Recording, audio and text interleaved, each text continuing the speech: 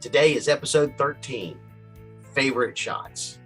Well, I'm continuing with my conceptually cool garage framing shots. I'm going to stick with it, even though I really don't like it. Now, I've tried to film the entire basement framing, but with the rain and now with the first floor down, it's getting pretty dark. And here it comes, another delivery. Well, they finished the first floor framing, they began installing the second floor support beams. Get ready, the one and only time I flew the Mavic through the interior of the home. Thought about doing it again, but I considered it a little bit too risky. I actually had to slow the drone down.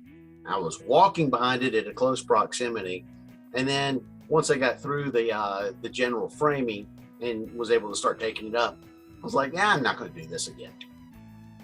Well, the second floor is ready to be floored, and it's time to bring the decking up.